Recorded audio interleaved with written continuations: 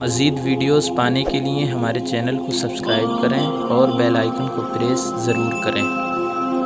السلام علیکم ورحمۃ اللہ وبرکاتہ۔ میرے پیارے دوستو، امید کرتا ہوں آپ سب خیر و عافیت سے ہوں گے۔ اللہ رب العزت آپ کو اسی طرح خوشحال اور شاد و آباد رکھے۔ اللہ کے رسول صلی اللہ علیہ وآلہ وسلم کا فرمان میں آپ کے سامنے لے کر آیا ہوں۔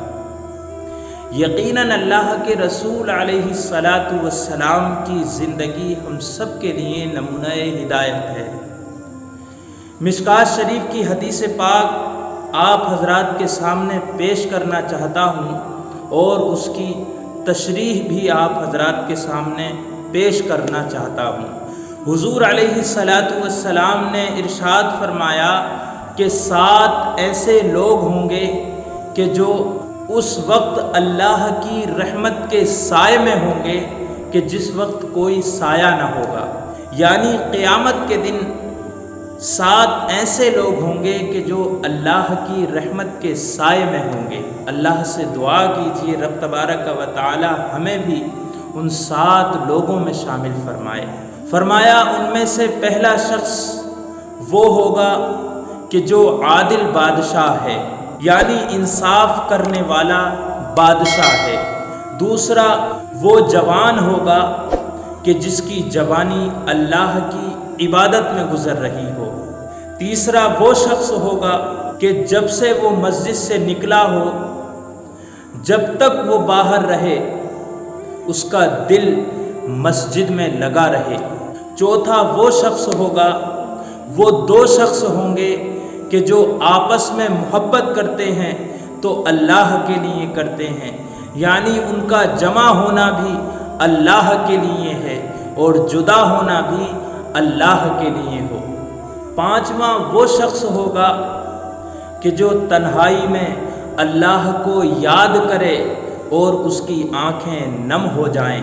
6واں وہ شخص ہوگا جسے خاندانی حسین و جمیل عورت کسی گناہ کی طرف بلائے اور وہ اس عورت کے جواب میں کہے کہ میں اللہ سے ڈرتا ہوں۔ اور 7واں وہ شخص ہوگا کہ جو اللہ کی راہ میں خیرات کرے اور اس طرح سے خیرات کرے کہ اگر وہ سیدھے ہاتھ سے دے رہا ہے اس کے بائیں ہاتھ کو پتہ نہ چل سکے کہ وہ کتنا اللہ کی راہ میں دے رہا ہے۔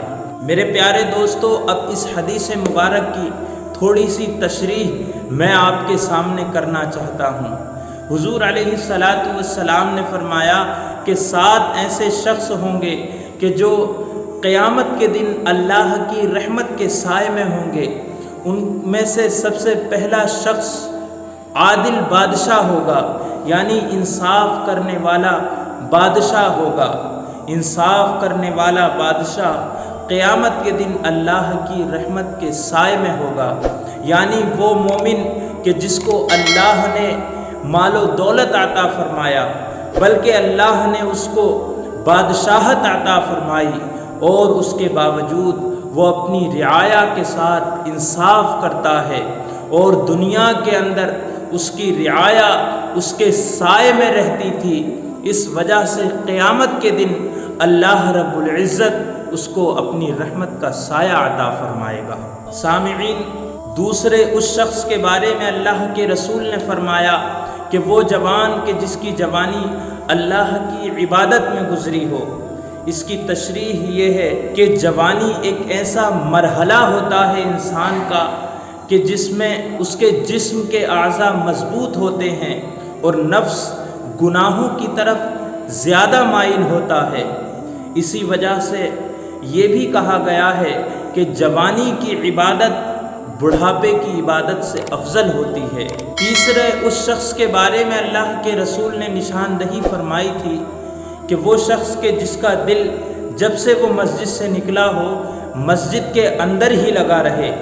صوفیہ اکرام نے ایک بڑی پیاری بات کہی ہے، فرمایا کہ ایک مومن مسجد کے اندر ایسا ہوتا ہے کہ جیسے مچھلی پانی کے اندر ہوتی ہے، اور منافق مسجد کے اندر ایسا ہوتا ہے کہ جیسے ایک چڑیا پنجرے کے اندر ہوتی ہے۔ اسی لیے اللہ اگر توفیق دے تو مسجد کے اندر پہلے آؤ اور سب سے بعد میں جاؤ، تاکہ کھل کر اللہ رب العزت کی عبادت کر سکو۔ چوتھا، وہ شخص کہ جس سے اللہ راضی ہو اس سے ہمیں بھی محبت کرنی چاہیے، یعنی جو اللہ سے محبت کرتا ہو ہمیں بھی اس سے محبت کرنی چاہیے۔ ایک بڑا پیارا قول کسی نے کہا ہے کہ نافرمان اولاد سے نفرت اور متقی اجنبی سے محبت عبادت ہے۔ اسی طرح گہرے دوست کی بدعقیدگی پر واقف ہو کر اس سے الگ ہو جانا اور جانی دشمن کے تقوی پر خبردار ہو کر اس کا دوست بن جانا ایک بہترین عمل ہے۔ پانچواں، وہ شخص کہ جو تنہائی میں روئے تو اس طرح سے روئے کہ اس کی آنکھیں نم ہو جائیں۔ تنہائی کی قید اس حدیث مبارک میں اس وجہ سے لگائی گئی ہے کیونکہ عوام کے سامنے روئے گا اور اللہ سے معافی طلب کرے گا تو اس میں ممکن ہے کہ کہیں نہ کہیں ریاکاری آ جائے، لیکن اگر تنہائی میں روئے گا تو یقیناً اللہ کی طرف ہی پوری اس کی توجہ ہوگی۔ یعنی کوئی حسین و جمیل عورت اس کو بدفعلی کی طرف بلائے اور اس وقت یہ اپنے جواب میں کہے کہ میں اللہ رب العزت سے ڈرتا ہوں، یعنی اس کے دل کے اندر اللہ کا خوف طاری ہو جائے۔ ساتواں، وہ شخص کہ جس کے بارے میں اللہ کے رسول نے فرمایا جو خیرات کرے، صدقہ کرے تو اس طرح سے کرے کہ داہنے ہاتھ سے اگر کر رہا ہے تو بائیں ہاتھ کو خبر نہ ہو کہ کتنا دیا، کیا دیا۔ تو یہاں پر صدقے سے مراد، خیرات سے مراد صدقہ نفلی ہے، جو کہ صرف رضائے خدا بندی کے لیے دیا جائے، جس میں ریاکاری کا کوئی شائبہ ہی نہ ہو۔ امید کرتا ہوں کہ یہ حدیث مبارک آپ سب کی سمجھ میں آئی ہوگی۔ اللہ رب العزت سے دعا کیجیے پروردگار عالم ہمیں بھی ان 7 لوگوں میں شامل فرمائے۔ السلام علیکم ورحمۃ اللہ وبرکاتہ۔